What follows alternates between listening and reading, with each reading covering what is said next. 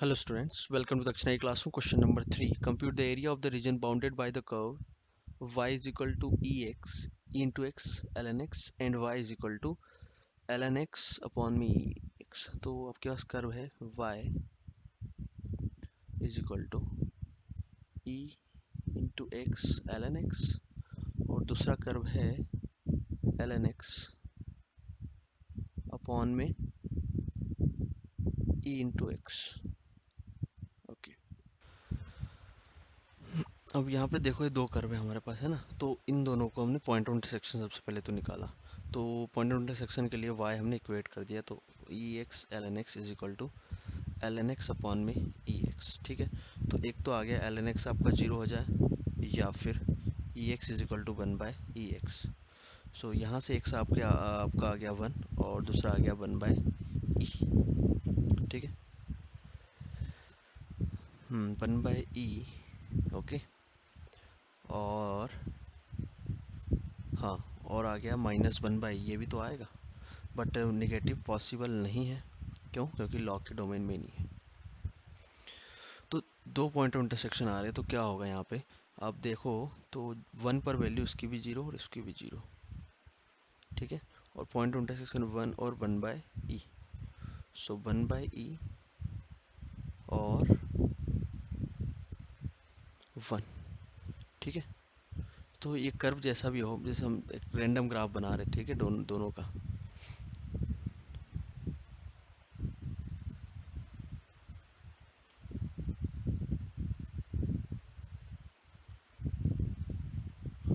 So one by ई पर और one पे ये इस टाइप से कर्व आएगा। अब कौन बड़ा है कौन छोटा है हमें उससे तो अभी मतलब है ही नहीं। आई बात समझ में? हम उस पर तो अभी ध्यान ही नहीं दे रहे हैं। क्यों? तो जो रिक्वायर्ड एरिया होगा वो दोनों के बीच कर्व के बीच का एरिया ये होगा। सो रिक्वायर्ड एरिया आपका हो जाएगा वन बाय ई से वन तक का इंटीग्रेशन। और कोई भी कर्व ले लो, हमने ले लिया ऊपर, मान लो ये कर्व आ रहा है e x l n x minus दूसरा कर्व। दूसरा कौन सा कर्व बचा? एल एन एक्स अपॉन में एल एन एक्स अपॉन में ई एक्स। ठीक है, अब ये वैल्यू है तो पॉजिटिव होगी या नेगेटिव होगी, तो इसमें क्या लगा दिया? मॉड। तो रिक्वायर्ड एरिया आपका आ जाएगा। ठीक है, ओके, तो आपको बस ये इंटीग्रेशन सॉल्व करना है। So required area is equal to modulus तो चलेगा वन बाय ई से वन ई। तो ई तो यहाँ से कॉमन आ गया, बचा क्या? X l n x d x minus इधर से वन बाई ई कॉमन लिया, क्या बचा? एल एन एक्स और one by x d x. ठीक है, लिमिट क्या है? वन बाई ई से वन। ठीक है, इसका मॉडुलस।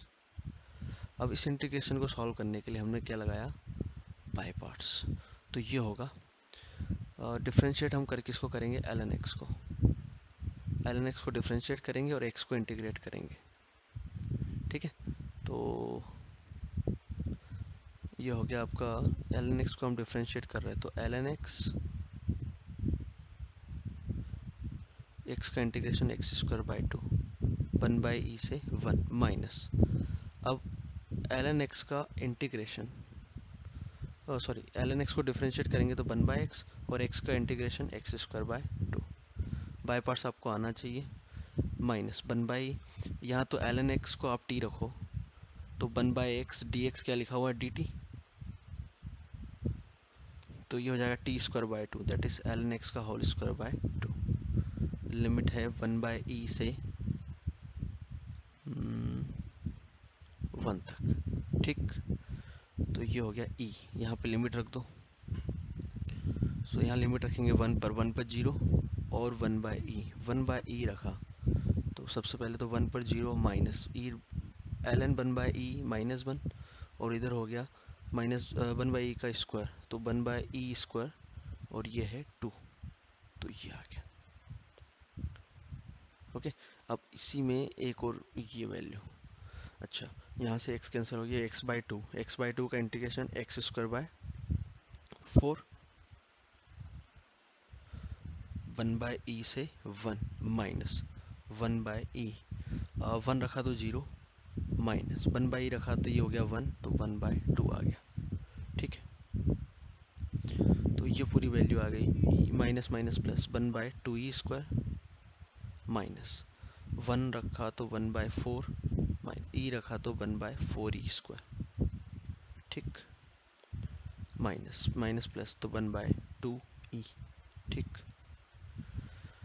सो ये हो गया आपका e, 1/2e² माइनस माइनस और माइनस प्लस हो जाएगा ये, तो 1/2e² प्लस 1/4e², तो वो हो गया 2 से मल्टीप्लाई डिवाइड किया हमने तो 3/4e²,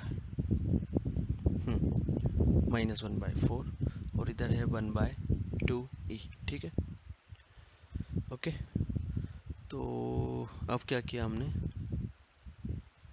ई से मल्टीप्लाई किया तो ये हो गया 3/4e minus e/4 plus 1/2e, तो 3/4e प्लस 1/2e हो गया 5/4e माइनस e/4, ठीक है। ओके, ये एरिया है कि नहीं, हम मॉड चला रहे थे, मॉड इसलिए चला रहे थे क्योंकि एरिया कभी नेगेटिव नहीं हो सकता, ठीक है। तो ये मॉड को हमें आखिरी तक रखना पड़ेगा। ओके, अब मॉड कैसे खुलेगा, अब देखो ई की वैल्यू होती है 2.7 समथिंग, तो ये जो है वैल्यू 2.7 समथिंग मतलब 0.5 से ज़्यादा, और ये जो है ये हो जाएगा 8-9 समथिंग, तो ये 0.5 से कम ही रहेगा ये, तो ये वैल्यू नेगेटिव है, तो ये मॉडुलस खुलेगा माइनस साइन के साथ, मतलब e/4 माइनस 5/4e, ये आपका आंसर हो गया। आगे बात समझ में, ये आपका फाइनल आंसर होगा। ओके।